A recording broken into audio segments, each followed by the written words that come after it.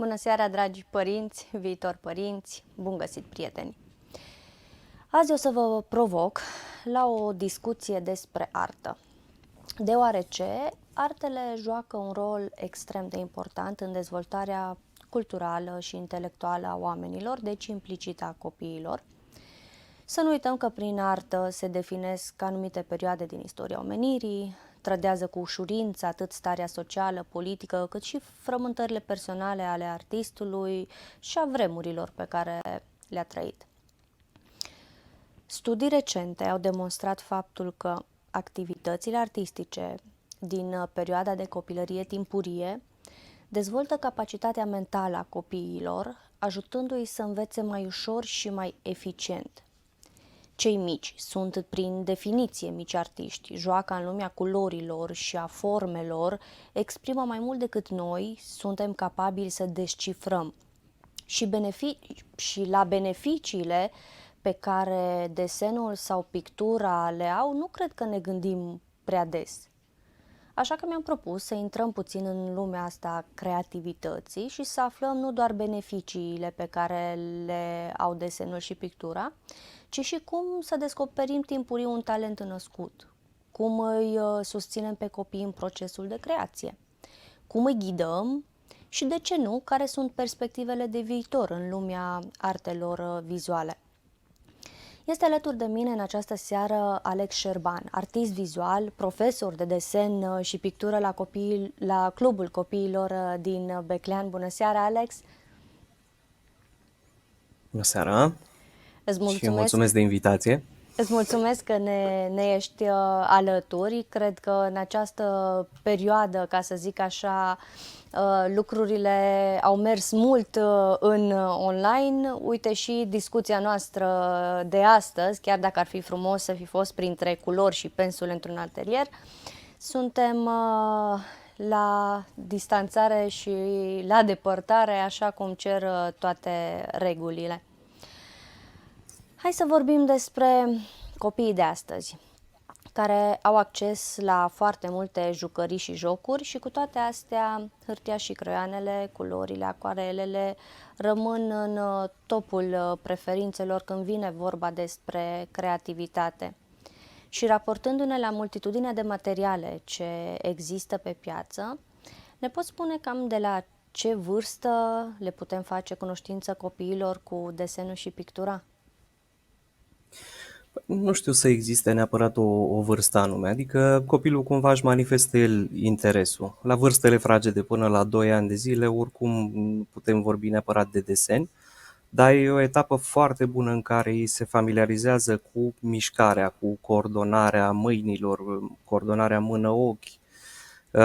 Bineînțeles că o să vorbim de niște măzgălituri la început, ei cumva prind în pumn creionul și se apucă să facă niște mișcări foarte sacadate, dar cu cât sunt cumva expuși mai devreme la aceste deprinderi, cu atâta o să învețe mai ușor și o să-și exerseze tot mai mult joaca asta, care după vârsta de ani începe să intre într-o zonă, să zicem, presimbolică. Deja se controlează gestul mult mai bine. După vârsta de 3 ani putem vorbi de o zonă simbolică în care începem să și reprezentăm câte ceva și, bineînțeles, pe măsură ce înaintăm în vârstă, ne apropiem tot mai mult de realism. Așa Practic, că din ce ne orice. spui, din ce ne spui, orice copil cu un creion sau o pensulă în mână va șterne ceva pe hârtie. Practic, când putem să spunem noi că el desenează? Tocmai pentru că primele linii sau măzgălituri sunt cel mai des ignorate de către adulți și încep să ne atragă atenția când deja ne dăm seama ce a vrut să exprime sau să ilustreze.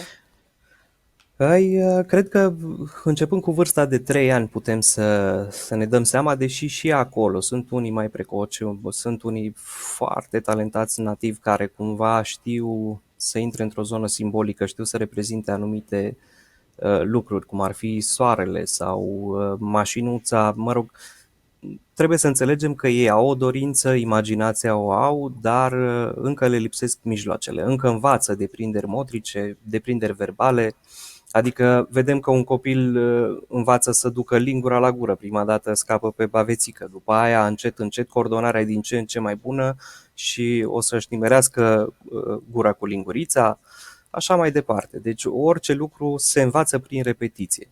Așa și cu desenul. Depinde cât timp petrece desenând, mâzgâlind. Bineînțeles că ei din primele zile învață un limbaj, să-i spunem așa, un limbaj vizual. Adică observă anumite gesturi, că lasă unele urme pe foaie, își fac o selecție de ce văd, ce le place păstrează, ce nu renunță, deci ei sunt într-o permanentă căutare.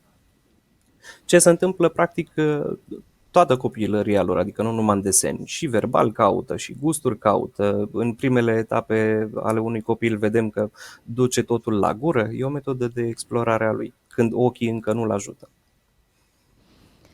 Putem să intrăm mai departe și să vedem ce rol are desenul și pictura în dezvoltarea copiilor.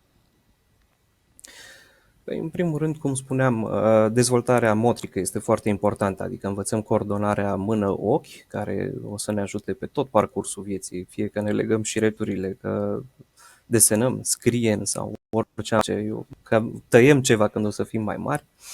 Ne ajută să ne dezvoltăm vederea în spațiu, care iar e foarte importantă și duce după aia la o gândire matematică, ne ajută la o gândire analitică și, cum le spun și copiilor cu care lucrez, noi trebuie să gândim în permanență pe măsură ce desenăm, tot timpul trebuie să problematizăm. Iar un om care desenează, un om care are inclinații artistice, o să găsească soluții diverse la aceeași problemă.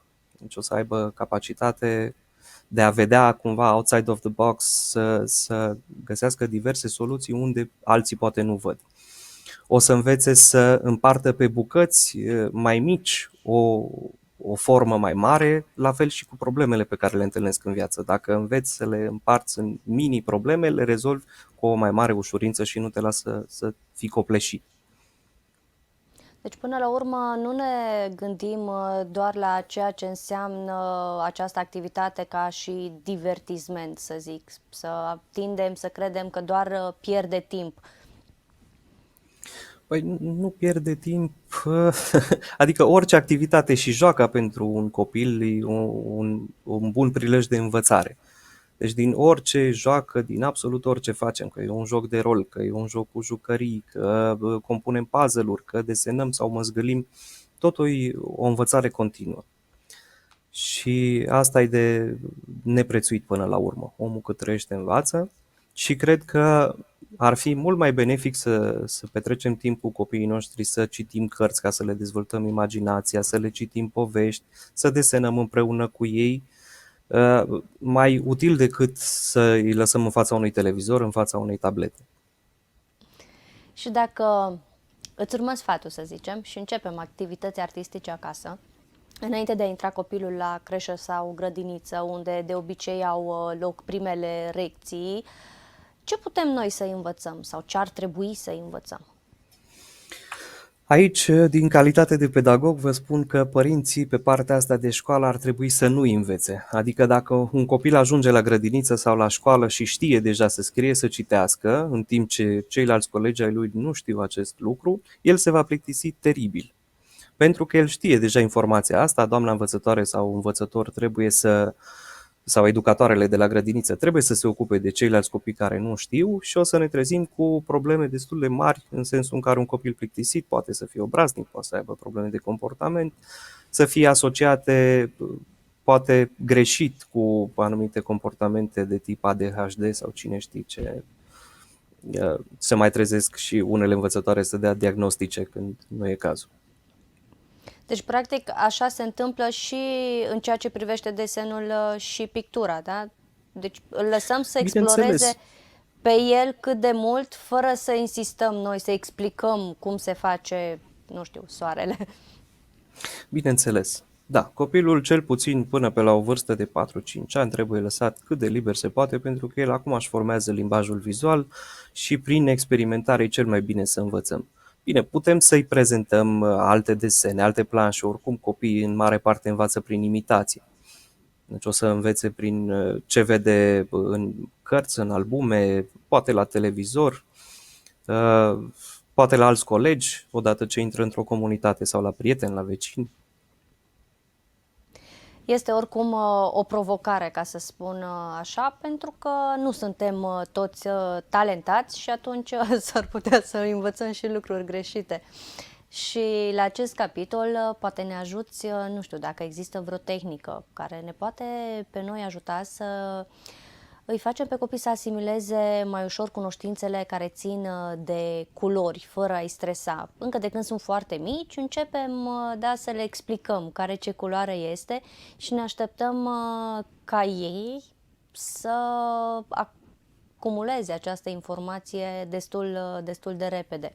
Cum putem să facem acest proces mai simplu și mai puțin stresant pentru ei? Păi, în cazul culorilor, cred că curcubeul ne dă toate indiciile de care avem nevoie și avem un acronim simplu, mă rog, oarecum simplu, ROG-VAIVI, care ne duce din roșu, oranj, galben, verde, albastru, violet, adică indigo și violet. Și cumva noi, că suntem și români, numai bine învățăm două lucruri deodată. Culorile primare sunt pe drapelul nostru, roșu, galben și albastru. Și toate celelalte, de-aia ziceam că toate indiciile sunt în curcubeu, adică învățăm combinațiile dintre ele. Trecerea de la roșu la galben se face prin oranj. Trecerea de la galben la albastru se face prin verde, pentru că e o combinație dintre ele.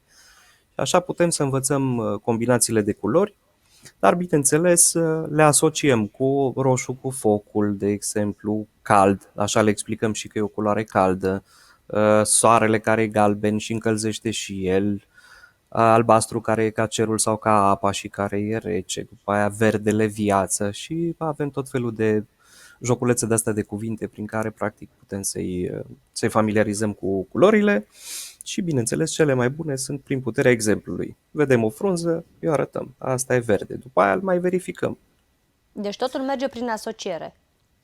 bineînțeles. Și prin puterea exemplului, copiii în continuare învață din exemplu, din ce văd la părinți, ce văd la cei din jurul lor. Dacă părinții au o preocupare pentru culori, o să aibă și el. Dacă părinții au o preocupare pentru lectură, o să aibă și el. Deci degeaba noi spunem copiilor, mă copile, lasă telefonul în timp ce eu stau și scriu mesaje pe telefon. Nu o să facă altceva decât o să mimeze, nu, e exact cu fă ce, nu funcționează cu fă ce zice popa, fă ce face popa.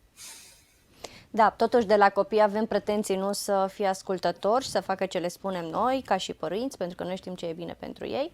Și atunci, da, cu siguranță de foarte multe ori greșim din acest punct de vedere, pentru că ne așteptăm să spună ce zicem, nu, Da, sau să facă nu ce facem. zicem. Da. Și apropo de asta, când copiii au acces la culori și sunt mici, e foarte posibil să ne facă și surprize neplăcute și să ne trezim cu mici opere de artă pe pereți sau fotolii, canapele și mai știu eu pe unde. Moment în care nu prea reușim să ne bucurăm în primă fază de creativitatea pusă în practică. Și te întreb acum și ca pedagog, cum ar trebui să reacționăm în astfel de cazuri sau cum putem evita astfel de întâmplări? Păi, acum, reacția, în mod normal, n-ar trebui să fie una punitivă pentru că ajungem să traumatizăm copilul. Dacă îl certăm, dacă îl smuncim repede atunci, poate că nu o să mai pună mâna în vecii vecilor pe un creion, ceea ce nu ne dorim. Ca să nu ajungem în situații de genul ăsta la copiii foarte mici, e bine să stăm împreună cu ei cât își dezvoltă activitățile, pentru că ei o să vrea să exploreze. Iar la cei un pic mai mărișori cu care putem raționa, să spunem așa, trebuie să învățăm că există un loc și un timp pentru orice.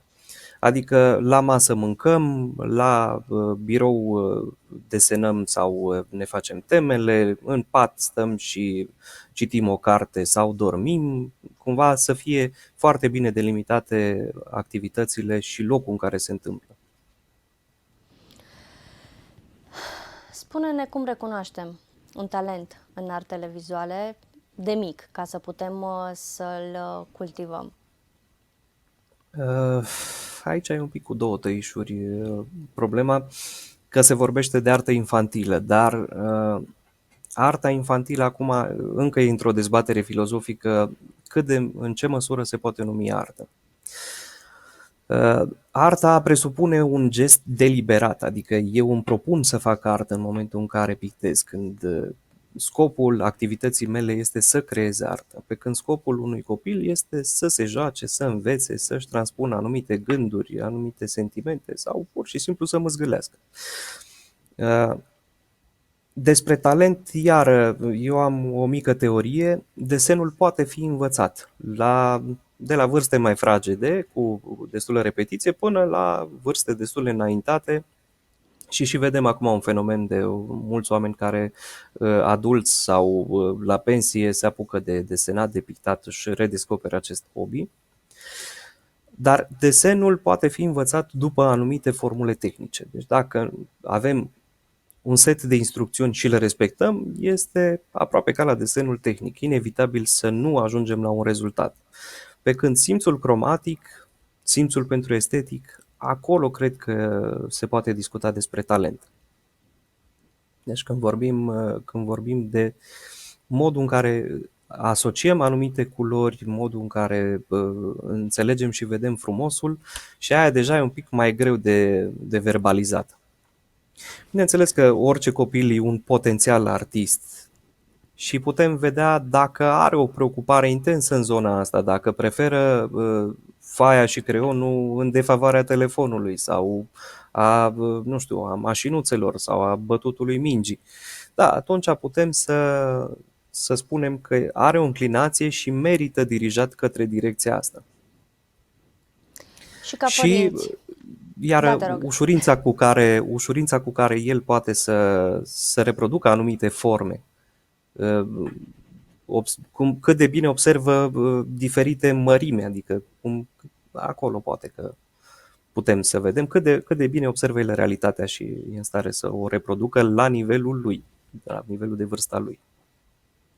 Și ca părinți, cum ar trebui și cum putem să stimulăm creativitatea copiilor, să-i susținem în acest proces? Până la urmă, nu putem să ne așteptăm, știu, să devină artiști peste noapte și știm foarte bine că și școala românească în sine nu face suficient în această direcție în ceea ce privește dezvoltarea acestor abilități. Păi, există mai multe moduri de a susține. Bineînțeles,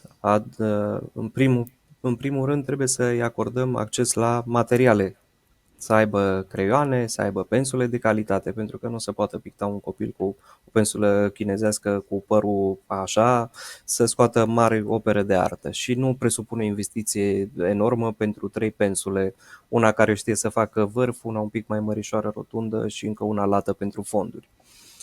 Culorile, iar eu lucrez cu copii care lucrează cu acoarele foarte mult, la ele au acces și atunci și eu am început să redescoper acoarela ca să-i pot învăța pe ei ce pot face. Deci nu o să le pretind să fac în acoarelă ce fac eu în ulei sau în acrilic. Bineînțeles că a trebuit să lucrăm cu aceleași materiale.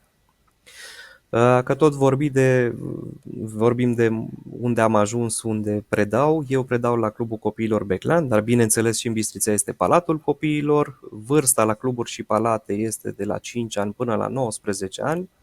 Deci dacă copilul arată un interes, putem să-l ducem, să-l înscriem la un club unde o să aibă parte de ore în plus față de cele de la școală, să facă ceea ce îl pasionează. Artă, muzică, dans, șah, electronică, Deci ideea ar teatru. fi, dacă nu reușim noi să-i ghidăm și să fim un suport pe aceste părți creative, să găsim cluburi, da? Da. Sau profesori care pot să facă aceste activități alături de copii. Cu siguranță un om pregătit într-un domeniu o să aibă un efect mai bun, mai benefic asupra unui copil decât orice am încercat noi dacă nu suntem de specialitate.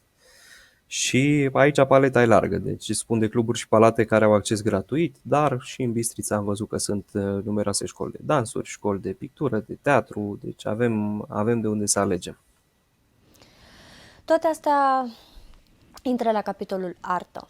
Și arta, fie ea desen, pictură, sculptură, dans, muzică și așa mai departe, înseamnă exprimarea emoțiilor. Lucru la care nu prea ne pricepem nici în cuvinte de multe ori.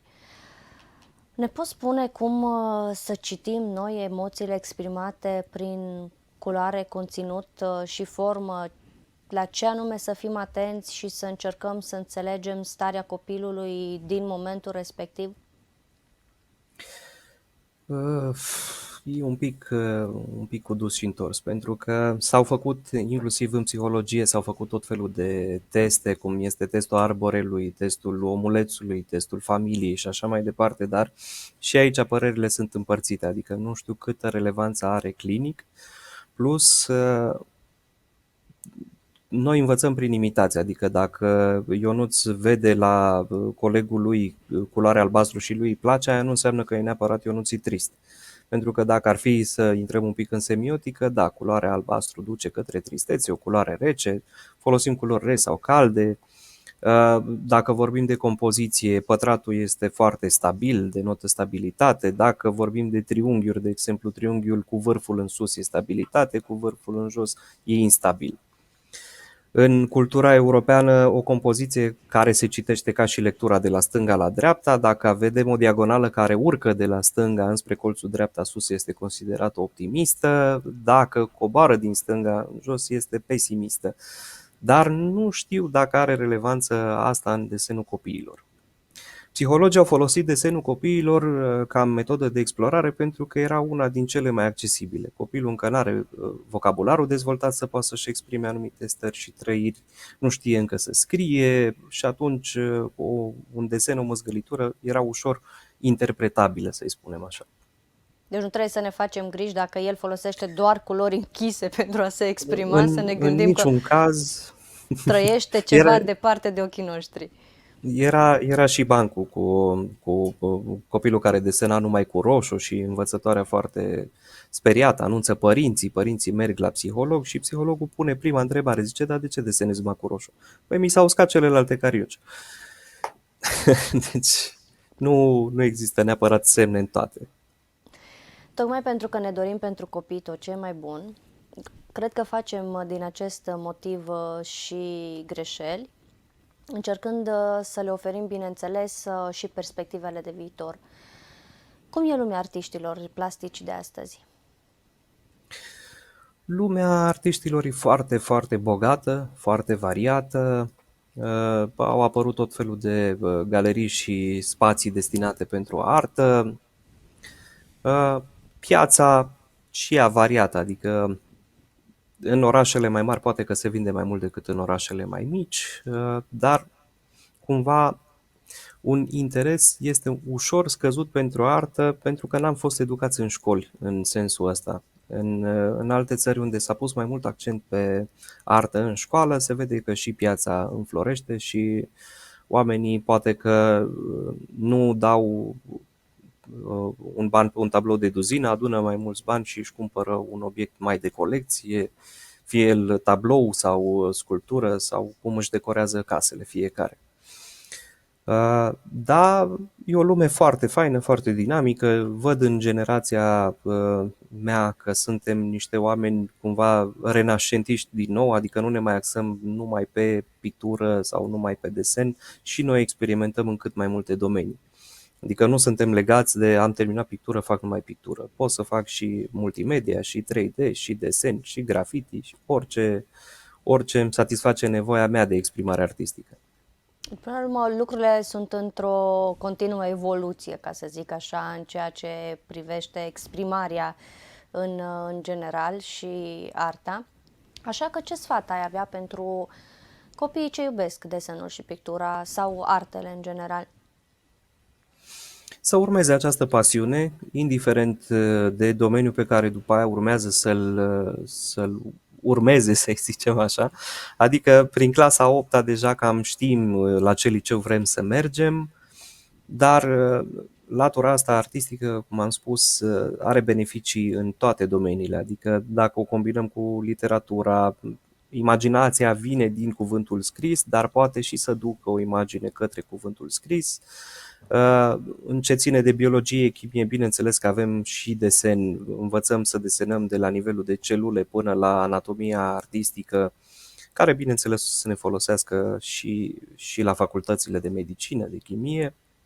În matematici, iară, ne dezvoltăm vederea în spațiu, înțelegem mai bine cum funcționează geometria. Deci are beneficii arta nu numai la nivel de artist, adică dacă faci artă nu înseamnă că trebuie neapărat să rămâi fixat în a fi artist. Pe de altă Iar parte, cuvântul artist în ziua de astăzi înseamnă atâta de mult și atâta de variat, adică avem de la artiștii plastici, după aia avem designer, graphic designer, designer de produs, artiști 3D, o paletă foarte mare. dacă tot ai amintit de educație, e imposibil să mă opresc aici, pentru că aș vrea să le dai un sfat și acelor părinți care își fac griji pentru viitorul copilului pasionat și talentat în partea artistică. Și asta pentru că, nu știu, foarte mulți consideră că dacă ai un talent, să zic așa, poți să excelezi și fără să te cultivi în această direcție.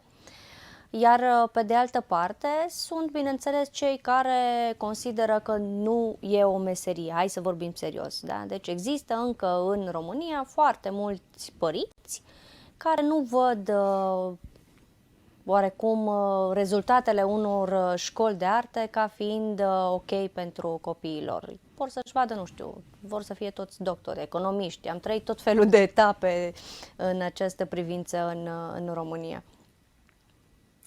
Păi, hai să o luăm așa. În primul rând, în liceu de arte înveți arte și termini o meserie, practic. Tu când ai 12 clase terminate, fără facultate, deja ai un atestat profesional cu care poți lucra în diverse domenii legate, bineînțeles, de artă, sau poți urma calea arhitecturii, unde, dacă vorbim despre arhitecți, iar vorbim despre o meserie respectată, ca și medicul, ca și avocatul, ca și inginerul și așa mai departe.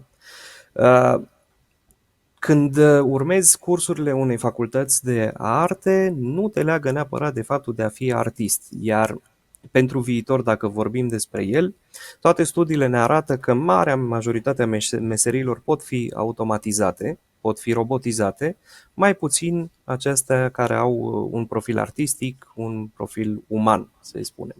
Deci, niciodată un domeniu artistic nu o să înceteze să existe, pentru că nu poate fi înlocuit de nimic altceva. Creativitatea umană nu poate fi înlocuită de o inteligență artificială, iar tot ce în jurul nostru este legat de artă, că ne dăm seama sau nu. Mașina în care mergem la muncă a fost creată de un designer. Telefonul pe care îl ținem în mână are un design. Interfața grafică a Facebook-ului sau a oricărei iconițe pe care o vedeți voi este creată de cineva care are cunoștințe în domeniul artei, a designului. Hainele pe care le purtăm, absolut orice în jurul nostru este legat de design. Faptul că mergem în magazin și cumpărăm ceva ne sare în ochi, acel produs, acel ceva a fost creat de un artist care te-a făcut să cumperi un anume produs. Și uite așa, deja cei care sunt până la urmă mai sceptici în ceea ce privește viitorul unui copil talentat pe partea artistică, va deveni cu totul și cu totul altceva, pentru că toată lumea care te înconjoară face într-un fel sau altul parte dintr-un act de creație. Da, deci sunt domenii cum este publicitatea, sunt foarte multe domenii care au nevoie de artiști și trebuie să mai ținem cont că societatea a evoluat, s-a schimbat și nu mai există joburile alea la care ai intrat la 18 ani în uzină și ieși la 60 și la pensie. Totul e într-o continuă schimbare și ține de fiecare de cât e de descurcăreț în viața asta. Sunt oameni care au terminat și doctorate și în continuare au o dificultate în a păstra un loc de muncă. Sunt oameni care au terminat liceul sau nici măcar liceul și se descurcă foarte bine. Deci ține Bine, sunt multe de fiecare individ. reminiscențe ale comunismului la care trebuie să le facem față și oricum aceste generații tinere care vin acum din urmă își fac parcă altfel locul în această lume, în contextul european și văd puțin altfel lucrurile și cred că acest lucru îl simți și tu la copiii cu care lucrezi. Așa este. Eu îți Adică mulțumesc foarte... mulți au avut și părinți care au fost ieșiți din țară, care vin cu experiența lor. Chiar o parte din copii au copilărit și prin alte țări și atunci clar că este vorba de altă deschidere. Lucrurile se schimbă. Îți mulțumim foarte mult, Alex, pentru informațiile pe care ni le-ai împărtășit în această seară. Mult succes în activitate și spor la tot ce îți propui să faci. Mulțumesc și eu și mai am o mică mențiune pe care vreau să o fac dacă tot Te rog. am platforma voastră la dispoziție. Pentru cei care nu știu, eu am creat și un joc de societate românesc, el se numește De Explicații și acest joc ne ajută să ne dezvoltăm vocabularul. Practic învățăm limba română și acum mai nou și limba engleză prin joacă. Deci pentru cei care vreți să aflați mai multe, puteți intra pe site, pe Facebook, pe pagina de explicații și o să găsiți aici o prezentare video a jocului. Este un joc foarte interactiv, un joc care poate fi jucat până în 150 de persoane și cu ajutorul căruia putem să învățăm să ne exprimăm mai bine în limba română, să ne facem mai ușor înțeleși și mai nou să învățăm și cuvinte în limba engleză. Îți dai seama, ai zis 150 de persoane și imaginezi eu făcând o mega conferință în zilele astea pentru a juca un joc. Spune-mi totuși, dacă vorbim acum de familie, cred că e minunat să ne spui cam de la ce vârstă ar merge, pentru că în aceste perioade s-ar putea să fie o, știu eu, o oportunitate minunată de petrecut Da, cu familia. da, jocul este limitat doar de abilitatea copiilor de a citi, pentru că după aia putem să-l jucăm în ritmul fiecăruia și am avut ocazia să joc cu copiii de 6 ani, de 7 ani care știau să citească și părinții lor au fost uimiți de ce memorie bună au, câte cuvinte au reușit să rețină, cât de ușor se fac înțeleși. Deci e un joc clar și pentru familie. Minimul de persoane în care se poate juca este 3, dar cum ziceam ajunge până la 150 de persoane.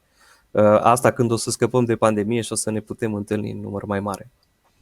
Da, trebuie să facem acest experiment și, de ce nu, un demo, ca să spun așa.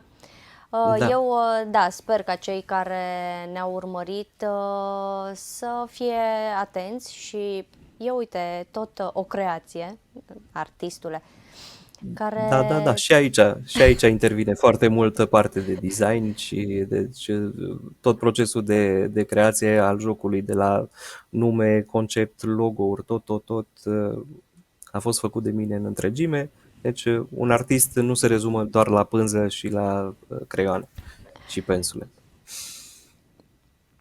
Îți mulțumesc frumos, Alex, o seară bună. Dragi Mulțumesc la fel prieteni, și mersi eu de invitație. dragi prieteni, eu zic să lăsați copiii să măzgălească, să se exteriorizeze, să pună pe hârtie orice o fi în mintea și în sufletelul lor. Și dacă nu avem talentul și cunoștințele necesare să-i ajutăm, e important să fim prezenți în acțiunea lor, să le facem, dacă nu galerie de pe margine, să le creăm condiții pentru a-și cultiva pasiunea și să avem încredere în ei. Am aflat în această seară că desenul și pictura sunt activități cu o mulțime de beneficii, deși noi le vedem probabil banale sau doar de distracție. Eu sper doar ca acei părinți care văd o sclipire și pasiunea pentru arte a copiilor să îi susțină și, de ce nu, să caute ajutor acolo unde cred ei că nu mai fac față. Multă sănătate, o seară minunată și ne vedem live săptămâna viitoare!